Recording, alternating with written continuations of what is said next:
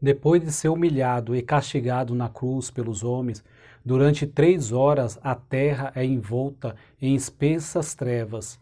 Chega a hora de Jesus ser feito pecado por nós, receber sobre o seu corpo os pecados de todos os salvos por ele e sofrer o juízo de Deus Santo. Se nas 3 primeiras horas ele ficou entre os homens e Deus, absorvendo todo o ódio interessado ao Criador, nas 3 horas de trevas ele fica entre Deus e os homens, absorvendo o juízo divino contra o pecado. No final de sua agonia, Jesus dá o mesmo brado descrito por Davi 1000 anos antes, no Salmo 22. Meu Deus, por que me abandonaste?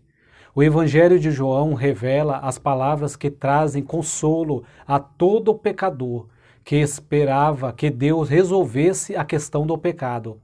Está consumado, está pronto, está acabado. A obra já foi realizada, nada mais precisa ser feito. Então Jesus pende a cabeça e entrega o Espírito. Embora os homens sejam responsáveis por entregar o Filho de Deus à morte, ninguém matou Jesus. É importante você se lembrar de que Jesus é Deus e, ao adotar a forma humana, entrou neste mundo de uma forma ímpar, gerado pelo Espírito Santo e nascido de uma virgem. Apesar de assumir a forma humana, ele não herdou a natureza pecaminosa de Adão, portanto não tinha pecado. Nunca pecou e jamais poderia pecar. Foi o pecado que trouxe a morte ao ser humano. Como Jesus não tinha pecado, não estava sujeito à morte. Esqueça os artigos, livros e documentários que tentam explicar a morte de Jesus do ponto de vista médico. Ele não morreu como consequência da crucificação.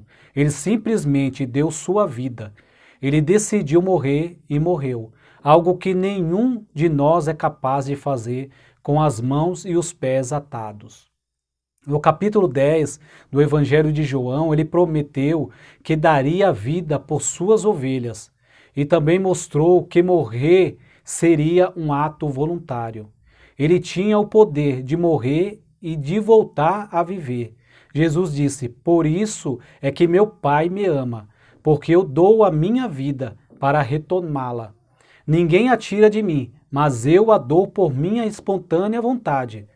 Tenho poder para dá-la e para retomá-la. Esta ordem recebi de meu Pai." No fim do dia, os soldados quebram as pernas dos 2 ladrões, crucificados para acelerar sua morte.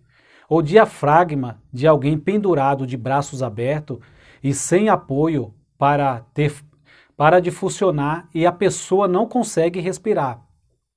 Quando chegam a Jesus para quebrarem suas pernas, descobre que ele está morto.